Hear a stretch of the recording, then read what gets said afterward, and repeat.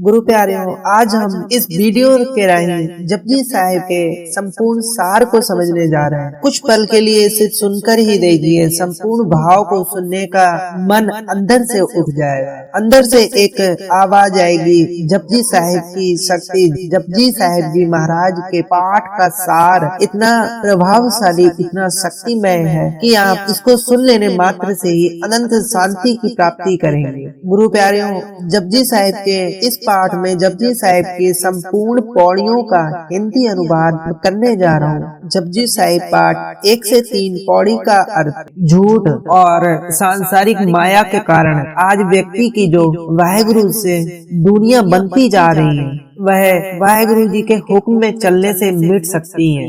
जब से यह कायनात बनी है तब से यही असूल चल रहा है। वाहेगुरु का हुक्म एक ऐसी सत्ता है जिसके अधीन सारा जगत, सारी कायनात है। जिस प्रकार एक राजा की सत्ता उसकी प्रजा पूरा देश होता है, उसी प्रकार वाहेगुरु जी की सत्ता, उस निराकार की सत्ता, यह पूरा जगत, पूरी कायनात है। उस वाहेगुरु निराकार की संपूर्ण कायनात हमारी पृथ्वी इतनी बड़ी है और ऐसी ही अभी अनेकों करोड़ों पृथ्वियां, अनेकों गैलेक्सियां अभी बाकी हैं और उन संपूर्ण तारा मंडलों की प्रजा के राजा सिर्फ वाहेगुरु निराकार जी। आज जिस प्रकार हम अपनी पृथ्वी और अंतरिक्ष में अनेकों और तारा मंडलों का जो मुकम्मल स्वरूप है, जिस प्रकार हम उसे नहीं समझ सकते और ना देख सकते हैं, उसी प्रकार वाहेगुरु उस निराकार की हुक्म सत्ता का मुकम्मल स्वरूप बयान नहीं हो सकता है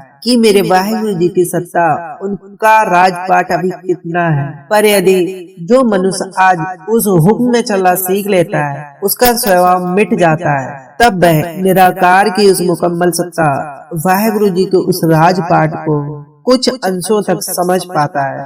वाहेगुरु जी के भिन्न भिन्न कार्यों को देखकर निराकार के अनेकों कार्य हैं, उन अनेकों कार्यों को देख के मनुष्य अपनी अपनी समझ के अनुसार वाहेगुरु जी की हुक्म सत्ता का अंदाजा लगाते चले आ रहे हैं। करोड़ों ने अलग अलग यत्न किए हैं, पर किसी भी तरफ से अंदाजा नहीं लग सका।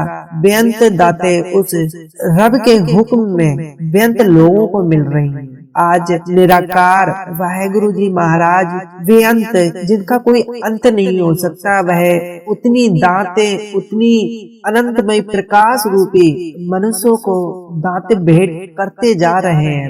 निराकार वाहेगुरु जी अपने समस्त सजीवों, मनुष्यों को प्रत्येक तरह के आशीर्वाद, उन्हें रहन सहन, उनकी भूख और प्यास के लिए संपूर्ण युक्तियां देते जा रहे हैं। वाहेगुरु जी की हुक्म सत्ता ऐसी खूबी के साथ जगत का प्रबंध कर रही है कि जो अविश्वसनीय है। अनेकों तारा मंडलों, करोड़ों मनुष्यों और अनेकों उलझनों के बावजूद भी, समस्त प्रेम वस्तुओं और तरह तरह की भौतिक जरूरतों को पूरा करने के बावजूद भी निराकार को किसी भी तरह की थकावट या उलझने नहीं होती है। वे उलझनों, थकावट या खीज से परे हैं। 4 से 7 जपजी साहिब पौड़ी अर्थात दान पुण्य करने वाले या किसी के पैसे के चढ़ावे से जीव की प्रभु से यह दूरी नहीं मिट सकती। आज हम तरह तरह वाहेगुरु जी को अपनी भेंट देते हैं। कोई पैसा देता है, कोई फल फूल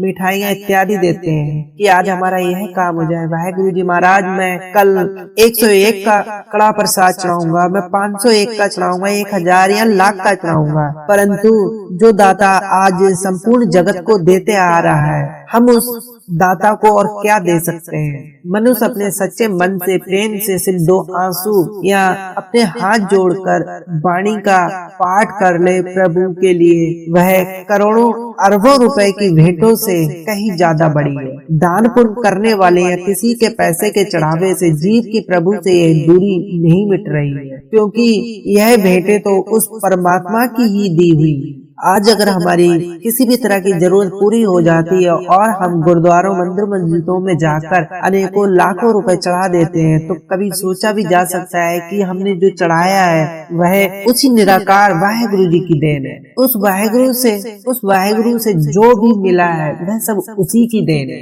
आज मनुष्य यदि भगवान जी से बात भी करना चाहता है, वाहेगुरु जी से बात करना चाहता है, उन्हें समझना चाहता है, तो यह उनकी समझ के परे है। क्योंकि मनुष्य यदि वाहेगुरु से बात करना चाहता है तो वह उस प्रभु से बातें उसकी अपनी बोली में ही कर सकता है, जो सत्यता की बोली वाहेगुरु की है। यदि मनुष्य उसी सत्यता की बोली में वाहेगुरु जी से बात करना चाहता है तो वह उनसे बात कर सकता है। वह बोली प्रेम और पुण्य की है। जो मनुष्य अमृत बेला प्रातः काल में उठ के उस प्रभु की याद में जुड़ता है, वाहेगुरु जी के प्रेम को टटोलता है, प्रातः काल वाहेगुरु जी की वाणी का पाठ कर प्रेम से उन्हें याद करता है, उस मनुष्य को वाहेगुरु जी का प्रेम पटोला मिलता है, अर्थात प्रेम की पोटली मिलती है। वाहेगुरु जी के आशीर्वाद और कृपाओं की बरकत से इंसान को हर जगह से परमात्मा ही दिखाई देने लग जाता है। बोलो जी वाहेगुरु। प्रेम को मन में बसा के जो मनुष्य प्रभु की याद में जुड़ता है, उसके हृदय में सदा सुख शांति धैर्य का निवास रहता है। पर यह बंदगी गुरु के द्वारा ही मिलती है। गुरु ही ये दृढ़ करवाता है कि वाहेगुरु हर जगह बस रहा है। मनुष्य कहीं भी देखना चाहे तो वाहेगुरु जी को प्राप्त कर सकता है, बिना किसी वैर, बिना किसी जगह और कहीं भी जाए, क्योंकि वाहेगुरु वह निराकार तो अंतर्यामी घट वासी है। वह तो कण कण में वास कर रहा है। आज गुरु के द्वारा ही जीव की मनुष्य के प्रभु से दूरी होती जा रही है। इसलिए मनुष्य को हमेशा ही गुरु से बंदगी की दातें मांगनी चाहिए, गुरु से ही रब की प्राप्ति की भेंट मांगनी चाहिए। तीर्थों का स्नान प्रभु की प्रसन्नता और प्यार की प्राप्ति का साधन नहीं है। आज मनुष्य अनेकों धामों पे जाके, 4 धाम या तरह तरह के गंगा सरोवरों का स्नान कर, पवित्र सरोवरों का भी स्नान कर अपने सिर्फ शरीर को धोता आ रहा है। वह सिर्फ अपने शरीर को ही पवित्र करता है, परंतु अपने मन, अपने दिल, अपने अंदर, अपनी भावनाओं को कभी प्रेम से पवित्र नहीं करता है। जो व्यक्ति अंदर से अपने दिल, अपने मन को पवित्र कर लेता है, उसे रब की प्राप्ति होती है। तीर्थों स्नानों से, सरोवरों में स्नान कर लेने मात्र से सिर्फ शरीर ही पवित्र हो सकता है, दिल और मन नहीं। जिसपे मोहर हो वह गुरु के राह पर चलकर प्रभु की याद में जुड़े, बस उस मनुष्य की मति में ऊंचे हिलोरे आते हैं। प्राणायाम की मदद से उम्र लंबी करके जगत में भले ही मनुष्य का मान आदर बन जाए, पर यदि वह बंदगी के गुण से रहित है तो प्रभु की मेहर का पात्र नहीं बन सकता। वाहेगुरु की नजरों में तो बल्कि वह नाम रहित जीव एक छोटा सा तुच्छ प्राणी हो सकता है, और वह एक तुच्छ प्राणी एक कीड़ा ही है। आज तरह तरह के प्राणायाम, योग साधनाओं, आयुर्वेद और औषधियों की मदद से व्यक्ति अपनी उम्र लंबी करके और मनुष्य को ही सिर्फ झूठा प्रेम दिखाकर मान आदर प्राप्त कर सकता है, पर उसके प्रेम और सच्ची बंदगी यदि उसमें नहीं है तब वह इस बंदगी के गुणों से भी रहित है। गुरु प्यारियों, बोलो जी वाहेगुरु।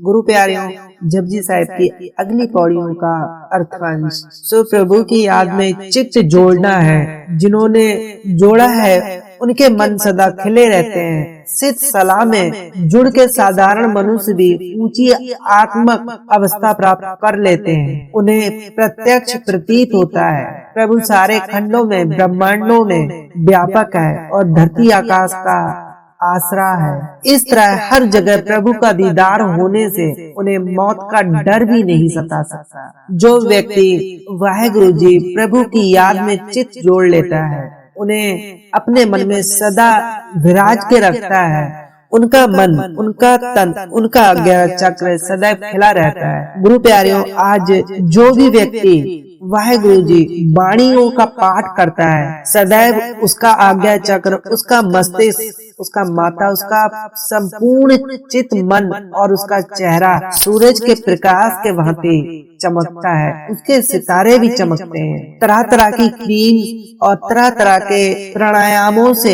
जो सौंदर्यता है वह सिर्फ ऊपर की चमड़ी कुछ पल मात्र ही है, परंतु रब को ध्यान लेने मात्र से और वाणी से जुड़ जाने वाला व्यक्ति, उसका सदैव चित्त मन और उसका चेहरा भी बहुत प्रकाशमयी हो जाता है।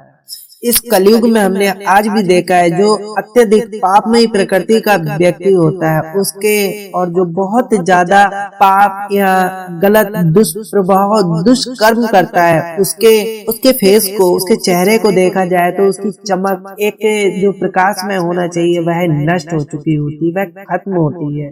वह तरह तरह के उत्पादों प्रोडक्ट्स को यूज करके सिर्फ अपने चेहरे को चमका सकता है, लेकिन उसके बावजूद भी वह से कुछ पल, कुछ मिनटों, चंद पलों की होती है। और जो व्यक्ति पूजा पाठ वाणी से सदैव जुड़ा रहता है उसे अपने मुंह, अपने शरीर को, अपने चित्त मन को धोने की आवश्यकता नहीं होती। उसे देख लेने मात्र से ही उसके चेहरे का प्रकाश सामने व्यक्ति को हर्षित करता है। बोलो जी वाहिगुरु। जैसे जैसे श्रुति सूरत नाम से जुड़ती है, जो मनुष्य पहले विकारी था वो भी विकार छोड़ के सिर्फ सलाह करने वाला स्वभाव परिपक्व कर लेता है। इसी तरह ये समझ आ जाता है कि गलत रास्ते पर पड़ी हुई ज्ञानेंद्रियां कैसे प्रभु से दूर करवाई जाती हैं, तथा इस दूरी को मिटाने का तरीका क्या है। नाम में श्रुति जोड़ने से ही धर्म पुस्तकों का ज्ञान मनुष्य मन में खुलता है। अर्थात जैसे जैसे श्रुति सूरत नाम से जुड़ती है, हम किसी को किसी के नाम से जानते हैं, उसके सिर्फ सूरत को देख लेने उसके नाम को पहचान लेते हैं। जो मनुष्य पहले विकारी था, बहुत ज्यादा दुष्कर्म करता था, वह अपने विकारों को छोड़कर सिर्फ सलाह करने वाला स्वभाव परिपक्व कर लेता है, अर्थात वह वाणी से जुड़ जाता है। तब उसके अंदर उसकी ज्ञानेंद्रियां भी प्रभु से दूरी जो करवाती हैं वह दूरी भी मिटा देती हैं और प्रभु तक उसे ले जाती हैं। वाणी ही प्रभु को मिलाने और व्यक्ति को वाहेगुरु जी से मिलाने का एक तरीका है। वाणी नाम से ही मात्र सुरती जोड़ने से ही धर्म पुस्तकों का ज्ञान मनुष्य में खुलता है। ज्ञान का सार, ज्ञान का पाठ मनुष्य के चित्त और मन में खुल जाता है। जैसे जैसे गुरु प्यारे सुरती नाम में जुड़ती है, आदमी ईश्वरीय गुणों के समुद्र में डुबकी लगाता है। संसार एक अथाह समुद्र है जहाँ विछड़ा हुआ जीव अंधे की तरह हाथ पैर मारता है, पर नाम के साथ जुड़ा हुआ जीव जीवन की सही राह ढूंढ लेता है। जो व्यक्ति वाणी से जुड़ा है वह इस समुद्र रूपी संसार में सिर्फ अपने हाथों पैरों को ही मारता है। वह सदैव रास्ते मार्ग ढूंढता रहता है और उसे आजीवन कभी भी एक शांत चित्त मन और ईश्वर के राह की प्राप्ति नहीं होती है। जो आदमी ईश्वरीय गुणों के इन समुद्रों में डुबकी लगाता है, ईश्वर के प्रेम उनके गुणों के समुद्र में डुबकी लगाता है, वह मनुष्य वाहेगुरु जी के साथ जुड़ा हुआ जीव जीवन की सही राह ढूंढ लेता है। जपजी साहिब पाठ 12 से 15। प्रभु माया के प्रभाव में बेअंत ऊंचा है। वाहेगुरु जी माया के प्रभाव से, माया चमत्कार या फिर विराटमयी शक्तियों से भी बेअंत ऊंचा है, इतना ऊंचा कि जिसका कोई अंत नहीं है, मनुष्य की सोच से अनंत परे। उसके नाम में श्रुति जोड़ जोड़ के जिस मानव के मन में उसकी लगन लग जाती है, उसकी आत्मा माया के सार से ऊपर उठ जाती है। जिस व्यक्ति के मन में वाहेगुरु जी से लगन लग गई, जिस व्यक्ति ने वाहेगुरु जी महाराज, वाहेगुरु जी की और वाणी की लगन लगा ली, वह जीव आत्मा माया की मार से ऊपर उठ जाता है। जिस मनुष्य की प्रभु के साथ लगन लग जाए, उसकी आत्मिक उच्चता का ना कोई बयां कर सकता है और ना ही कोई लिख सकता है। मनुष्य प्रेम प्रकाश से इतना उच्च और उज्जवल हो जाता है। प्रभु चरणों की प्रीत मनुष्य के मन में रोशनी कर देती है। सारे संसार में उसे परमात्मा ही दिखाई देता है। उसे विकारों की चोटें नहीं लगती हैं और ना ही उसे मौत डरा सकती है।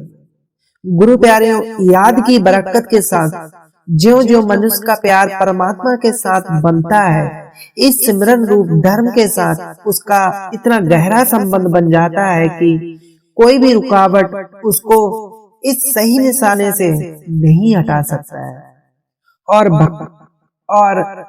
भटकाने वाली पगडंडियां उसे गलत राह पर नहीं भटका सकती।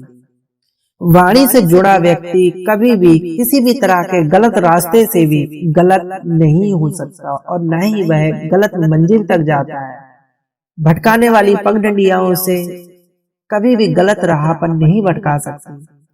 गुरु प्यारियों, इस लगन की बरकत के साथ वे सारे बंधन टूट जाते हैं जिन्होंने प्रभु से दूरी बनाई हुई थी।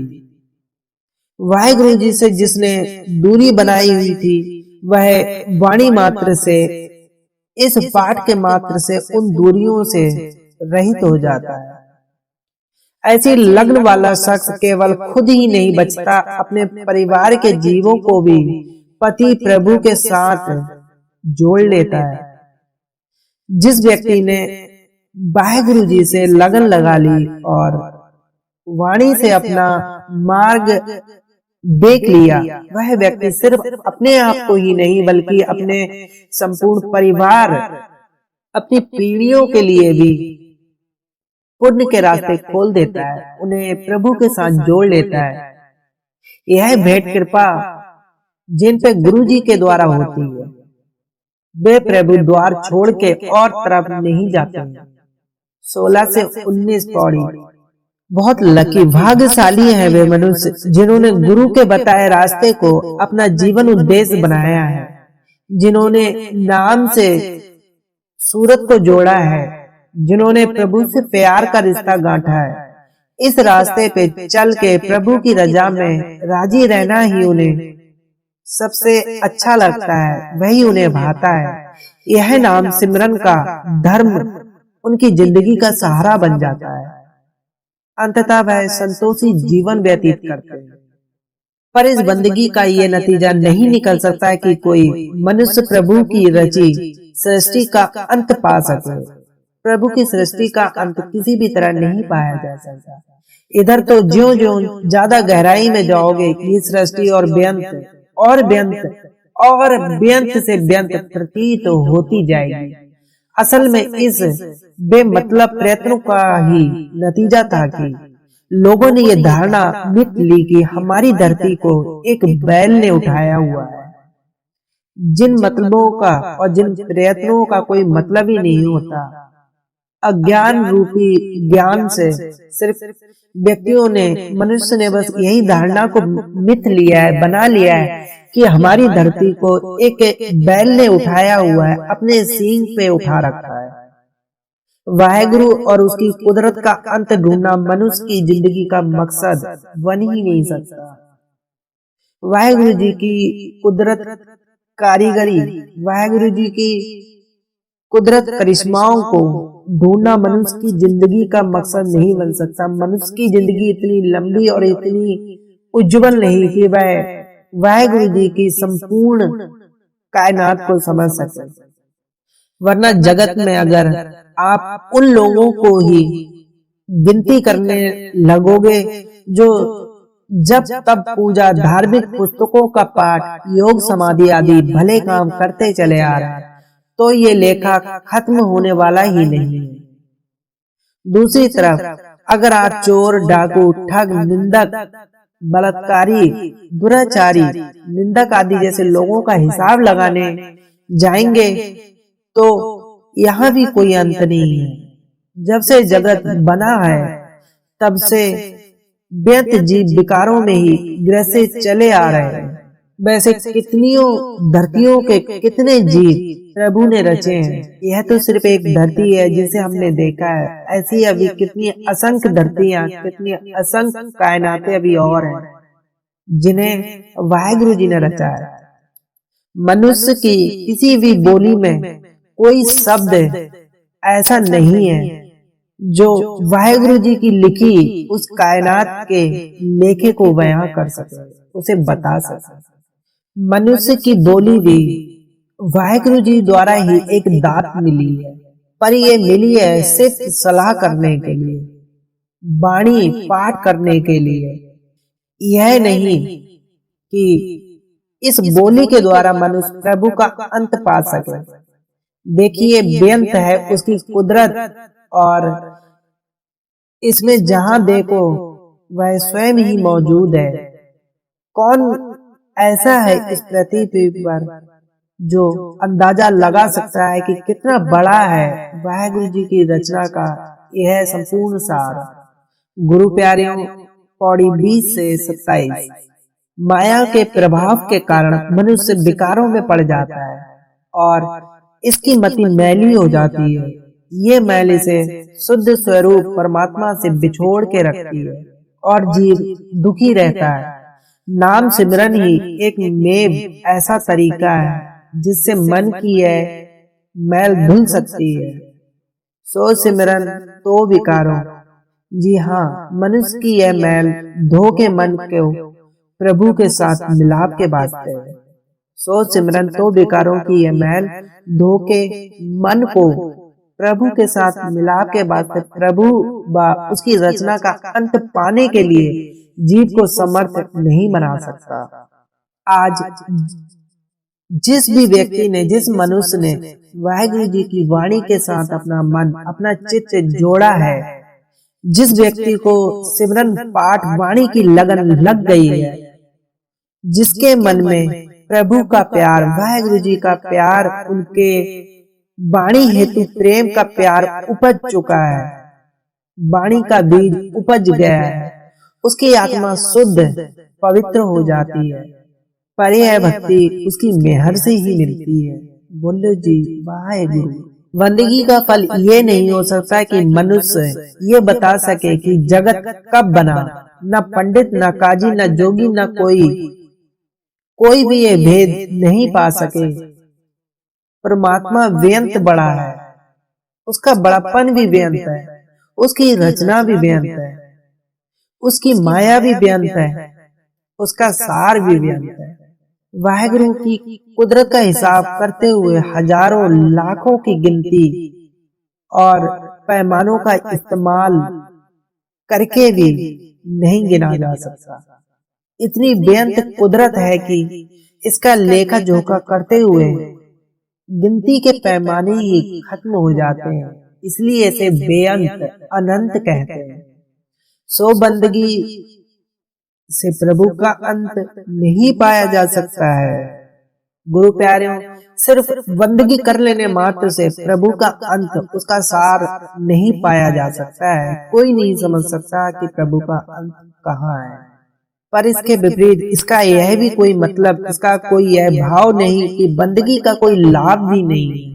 बंदगी से प्रभु का अंत ही तो नहीं पाया जा सकता है, परंतु बंदगी से, वाणी और प्रेम से वाहेगुरु जी की मेहर, उसकी कृपा तो पाई जा सकती है ना।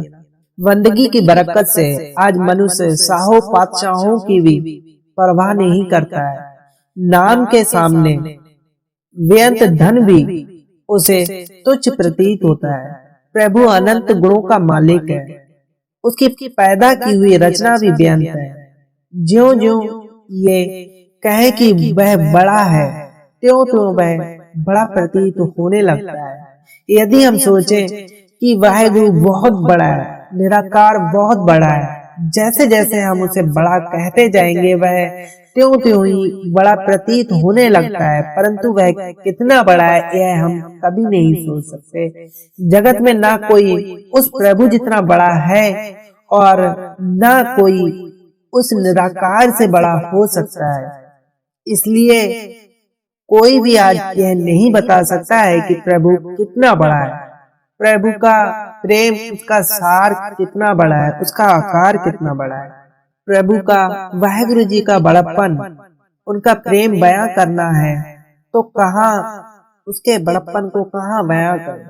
उसकी बख्शीश इतनी बड़ी है कि लिखने में नहीं समेटी जा सकती। जगत में जो बड़े बड़े दिखाई देते हैं ये सभी उस वाहेगुरु के दर से मांगते हैं। वह तो बल्कि इतना बड़ा है कि जीवों द्वारा मांगे बिना ही इनकी जरूरतें समझ के अपने आप ही उन्हें दे देता है। और जीव की मूर्खता देखो, जो कुछ ईश्वर से मिला उसको इस्तेमाल करते करते देने वाले दातार उस रब की, उस वाहेगुरु ईश्वर के विसार के विकारों में खचित हो जाता है और इतना उसमें लीन हो जाता है कि भगवान ने जो आज दे दिया है, वाहेगुरु जी ने जिसे जो कुछ भी दिया है, वह उसे उपयोग मात्र से इतना लीन हो जाता है कि अनेकों दुखों कलेशों को आमंत्रित कर लेता है। आज व्यक्ति हम सबको जो रोग दोष होते हैं, हमें जिस तरह के नए नए कलेश और नए नए दुख हमें आते हैं, वह हमारे ही द्वारा आमंत्रित किए होते हैं। हमें कभी भी किसी भी तरह का दुख रब ने नहीं दिया है, यह हमारी ही करनी है, जिसकी वजह से हम अनेकों दुखों का सामना करते हैं और अनेकों दुखों और दर्दों को भोगते हैं। कुछ दुख कलेश भी प्रभु की ही दात है, क्योंकि इन दुख कलेशों के कारण ही मनुष्य को दोबारा हुक्म रजा में चलने की प्रेरणा मिलती है और वह सिर्फ सलाह करने लग जाता है। ये सिफत सलाह ही सबसे ऊंची दात है। सुख वेले सुखराना, दुख वेले अरदास। अर्थात यदि आज मनुष्य को किसी भी तरह की दुख परेशानी कलेश प्रभु की दात नहीं होगी, तब उसे नहीं पता चलेगा कि हुक्म रजा में किस प्रकार चलना है, प्रभु की वाणी क्या है। प्रभु को भी जपा जाता है, उन्हें भजा जाता है। मनुष्य को जब तक दुख नहीं आता, वह वाहेगुरु का नाम भगवान को याद नहीं करता, वाणी की रजा में नहीं चलता है। जैसे ही हमें चोट लगती है, तुरंत मुंह से निकलता है, हे भगवान, भगवान, वाहेगुरु। और जब हमें खुशियां मिलती हैं, तब हमारे हर्ष मुख चित्त से निकलता है, वाहेगुरु। यह दुख सुख वक्त और समय के फेर हैं। वाहेगुरु जी की भी कुछ देन है कि जिसकी वजह से व्यक्ति वाणी और हुक्म की रजा में चलता है।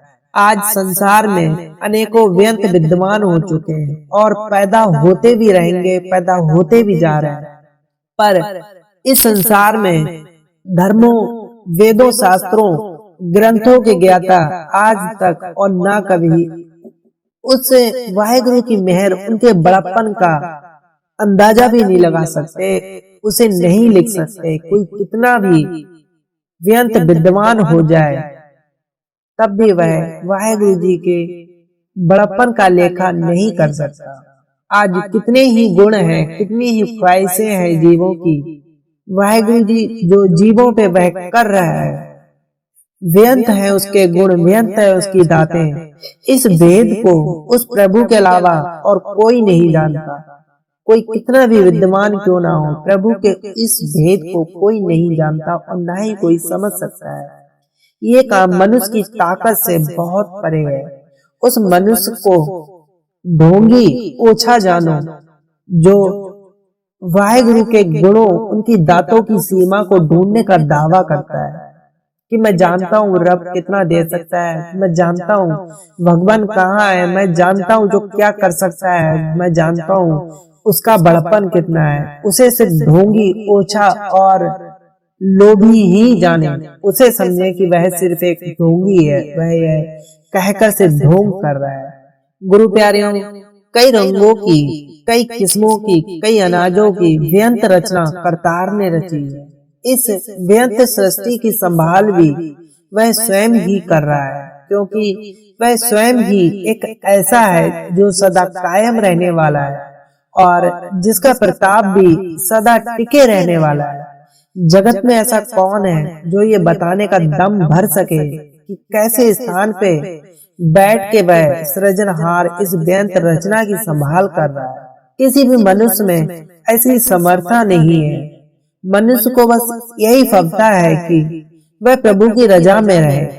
यही एक तरीका है प्रभु से दूरी मिटाने का और यही है इसके जीवन का मनोरथ। देखिए, हवा, पानी आदि तत्वों से लेकर ऊंचे जीवन वाले महापुरुषों तक सभी अपने अपने अस्तित्व के उद्देश्यों का फल सफल करने और उन उद्देश्यों का प्रयत्न संपूर्ण करने में लगे हैं। वह उन प्रयत्नों को कर रहे हैं, अर्थात उसके हुक्म में मिले हुए कर्मों को करे जा रहे हैं और वाहेगुरु जी की रजा में चलते जा रहे हैं, हुक्म की रजा में चल रहे हैं। बोलो जी वाहेगुरु। जपजी साहिब 27 से 33 पौड़ी। समूचे संसार को पैदा करने वाले तथा सदा स्थिर रहने वाले परमात्मा का सिमरन ही जीवन मनोरथ है। सिमरन ही रजा में टिका और सिमरन ही वाहेगुरु जी के और मनुष्य के बीच की दूरी को मिटा सकता है। योग मन खिद्या मुद्रा झोली आदि भी जीव की इंसान की प्रभु से दूरी मिटाने में समर्थ नहीं है। ज्यों ज्यों याद में जुड़ोगे, ज्यों ज्यों प्रभु को याद में लग जाओगे, प्रभु को याद करने में, वाहेगुरु जी को सिमरने में लग जाओगे, उतना ही मनुष्य का जीवन संतोषी संपूर्ण शांतिपूर्ण बनता जाएगा और व्यक्ति को हक की मेहनत करने का तरीका भी आ जाएगा। मौत का भय सिर पे याद रहेगी और विकारों से बचे रहोगे। प्रभु की हस्ती में यकीन बनेगा और सारी खलकत में वह व्यापक दिखाई देगा। मृत्यु रूप भय से भी विमुक्त हो जाओगे। सिमरन की बरकत से ही यह ज्ञान पैदा होगा कि प्रभु हर जगह रमा हुआ है और सबका साईं है। उसकी रजा में जीव यहाँ आके इकट्ठे होते हैं और रजा में ही चले जाते हैं। इस तरह खलकत से प्यार करने का तरीका आ जाएगा। योगाभ्यास द्वारा प्राप्त हुई रिद्धियों सिद्धियों को ऊंचा जीवन समझ लेना भूल है। ये तो बल्कि गलत रास्ते पे ले जाती हैं। इनकी सहायता से योगी लोग आम जनता पे दबाव डाल के उन्हें इंसानियत से गिराते हैं। इनका उपयोग कर रिद्धि सिद्धियों से, सिद्धि साखियों से, जादू तंत्रों मंत्रों से व्यक्ति गलत रास्ते पे चल देता है। ज्यों ज्यों मनुष्य की याद में जुड़ता है त्यों त्यों वह मनुष्य वैसा बनता जाता है। इसलिए संपूर्ण मनुष्यों को प्रभु की याद में जुड़ना चाहिए। ज्यों ज्यों मनुष्य भी प्रभु की याद में जुड़ता है त्यों त्यों उसे ये ख्याल कच्चे प्रतीत होने लगते हैं कि ब्रह्मा विष्णु शिव आदि के कोई अलग हस्तियां जगत का प्रबंध चला रही हैं। ब्रह्मा विष्णु महेश आदि यह अलग अलग हस्तियां इन कायनातों का प्रबंध कर रही हैं, इन कायनात को चला रही हैं। सिमरन वाले को यकीन है कि प्रभु स्वयं अपनी रजा में अपनी हुक्म सत्ता जगत को चला रहा है। हालांकि जीवों को इन आंखों से वह दिखता नहीं है। जिस प्रकार अपनी बिना किसी कांच लेंस किसी की सहायता से नंगी आंखों से हाथ में अनेकों अरबों असंख्य सूक्ष्म जीवों को नहीं देखा जा सकता, उसी प्रकार ब्रह्मा विष्णु महेश की अलग अलग हस्तियों के प्रबंध को और उनके कृपामयी सार को व्यक्ति अपनी आंखों से भी नहीं देख सकता, कभी नहीं देख सकता। बंदगी की बरकत से मनुष्य को समझ पड़ती है कि भले ही करतार की पैदा की सृष्टि बेअंत है, फिर भी उसकी पालना करने के लिए उसके भंडार भी बेअंत है, कभी खत्म नहीं हो सकते। उसके भंडार सदैव भरे हैं और वह मनुष्यों के सृजन के लिए सदैव देते आ रहा है और देता रहेगा। उसके प्रबंध के राह में कोई रोक नहीं पड़ सकती। गुरु प्यारेओं, कुड़ की पाली, झूठ का पर्दा, झूठ की दीवार, कूड़ की पाली में घिरा हुआ जीव दुनिया के चिंता फिक्र दुख कलेशों के गड्ढे में गिरा रहता है तथा प्रभु का निवास स्थान मानो एक ऊंचा ठिकाना है जहाँ ठंड ही ठंड, शांति ही शांति है। इस नीची जगह से उस ऊंची अरसी अवस्था पे मनुष्य तब ही पहुंच सकता है जब सिमरन की सीढ़ियों का आसरा लेता है। हे मनुष्य, सिमरन की सीढ़ियों का आसरा ले लेती तू करता, तू करता, तू करता, तू में ही स्वयं लीन कर ले। इस स्वयं समर्पण के बिना इस याद वाला उद्यम यूं ही है जैसे आकाश की बातें सुनकर कीड़ियों को भी वहां पहुंचने का शौक पैदा हो जाए। जिस प्रकार आसमान में उड़ते पंछियों को देखकर, आसमान की बातें सुनकर जमीन की चींटियों को आसमान में पहुंचने का शौक पैदा हो जाता है, जिस प्रकार पंछियों को उड़ता देख मनुष्य के भी मन में अपने जीवन में कई बार, अनेकों बार उड़ने का भ्रम पैदा हो जाता है, उसी प्रकार वाणी सिमरन की सीढ़ियों का आसरा लेकर मनुष्य प्रभु प्रेम उसके सार की रफ्तार पकड़ लेता है। पर चले अपनी कीड़ी वाली रफ्तार ही, ये भी ठीक है कि प्रभु की मर्जी में अपनी मर्जी को वही मनुष्य मिटाते हैं जिन पे प्रभु की मेहर होती है। भलाई के रास्ते पे चलना या गलत रास्ते पर जाना जीवों के अपने वश की बात नहीं। जिस प्रभु ने पैदा किए हैं वही इन पुतलियों को खिला रहा है। सो जो कोई जीव प्रभु की सिफत सलाह कर रहा है तो ये प्रभु की अपनी मेहर है। जो कोई इस पक्ष से छूटा रह गया तो ये भी मालिक की मर्जी है, उस वाहिगुरु जी की मर्जी है, उसी की रजा है। अगर हम उसके दर से दाते मांगते हैं, वाहिगुरु जी से अनेकों भेंटे मांगते हैं, अनेकों अपनी भौतिक जीवन के लिए मांगते हैं, तो वह भी प्रभु की ही अपनी रजा है। ये प्रेरणा भी वो स्वयं ही करने वाला है और फिर मनुष्यों को देता भी है। अगर कोई मनुष्य राज और धन के नशे में धुत है तो ये भी रजा प्रभु की ही है। यदि किसी की सुरती प्रभु चरणों में है, वह जीवन जुगती साफ है, तो ये मेहर भी प्रभु की है। यह मनुष्य को सोचना है कि वह आज किस प्रकार के लोभ में लीन है। कलयुग के इस लोभी चक्र में फंसा है तो भी वह प्रभु की देन है, और यदि वह जीवन जुगती साफ और प्रेम के साथ जुड़ा है, सिमरन और बंदगी के साथ जुड़ा है, तो उस पर भी इस प्रकार की कृपा ही वाहिगुरु जी की है। जपजी साहिब 34 से अंतसार 34 से अंततः जिस मनुष्य पे प्रभु की कृपा होती है उसे पहले यह समझ आ जाती है कि मनुष्य धरती पे किसी खास उद्देश्य को निभाने आया है।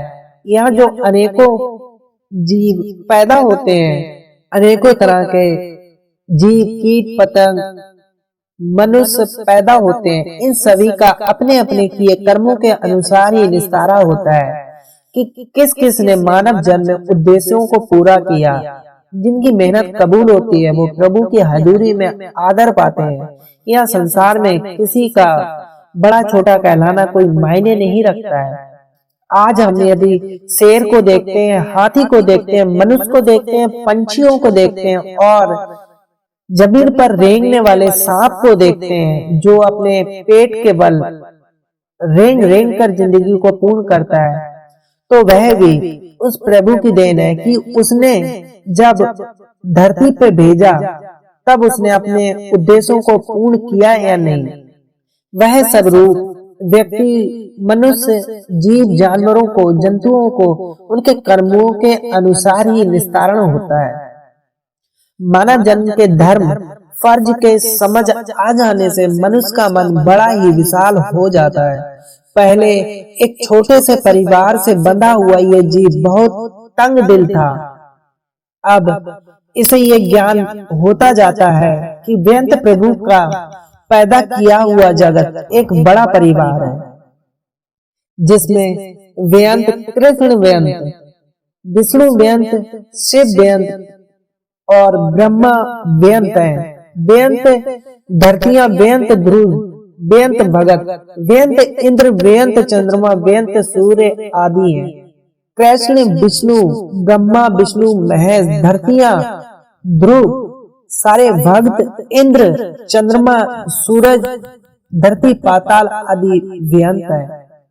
इस ज्ञान की बरकत से तंग दिली हटके इसके अंदर जगत प्यार की लहर चल के खुशी ही खुशी बन जाती है। मनुष्य के अंदर, उसके दिल में खुशी ही खुशी बनी रहती है।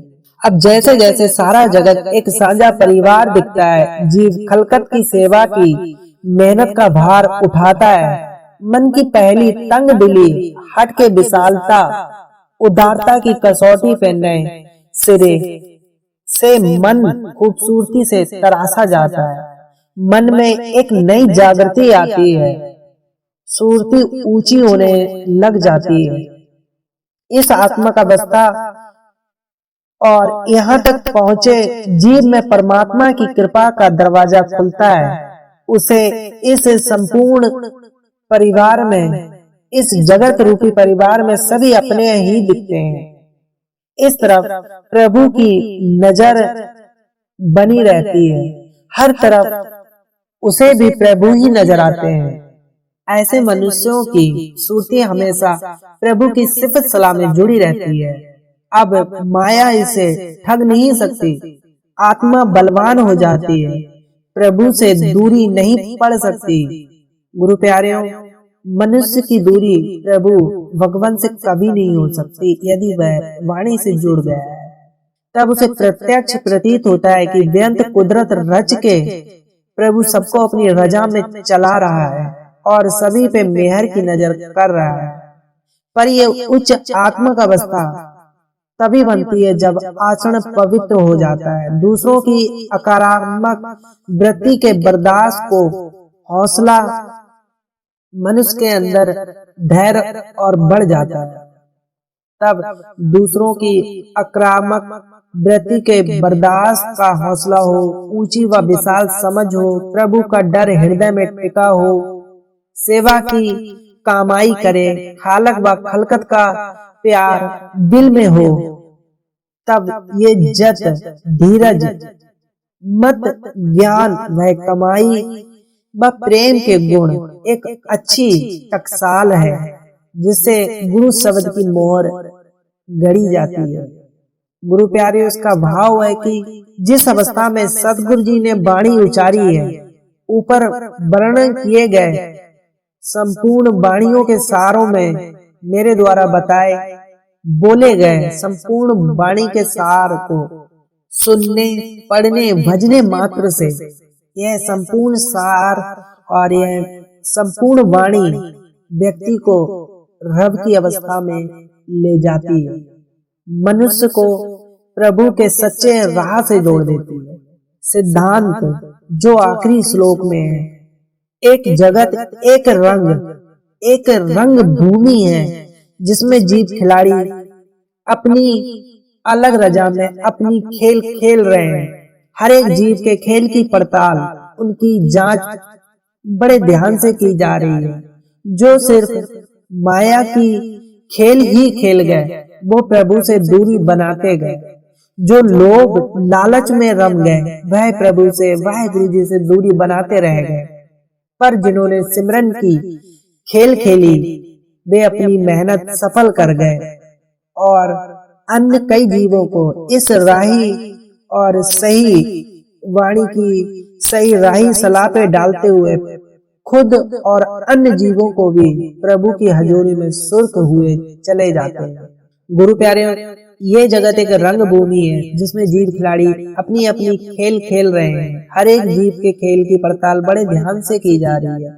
जो सिर्फ माया का खेल खेल रहे हैं, वो प्रभु से दूरी बनाते जा रहे हैं, और जो सिमरन की खेल खेल रहे हैं, उनकी रजा में रह रहे हैं, और जो अनेकों अन्य व्यक्तियों, जीवों को रब की राह में ले जाते हैं, वह खुद और अनंत अन्यों को भी प्रभु की हजूरी में सुर्ख हो रहे हैं। गुरु प्यारे, मेरे द्वारा किए इस जपजी साहिब के वर्णन, इसके अर्थन को समझने से मात्र से व्यक्ति को वाणी का प्रेम, वाणी की रजा और वाहेगुरु जी का प्रेम सत्कार प्राप्त होता है।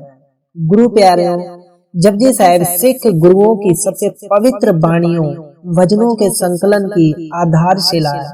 यदि हिंदुओं के पास भगवत गीता है, इस्लाम के पास कुरान है, ईसाइयों के पास बाइबल है, बौद्धों के पास धम्मपद है, जैनों के पास उत्तराध्यान है और आचरण सूत्र है, तो सिखों के पास जपजी साहिब जी है।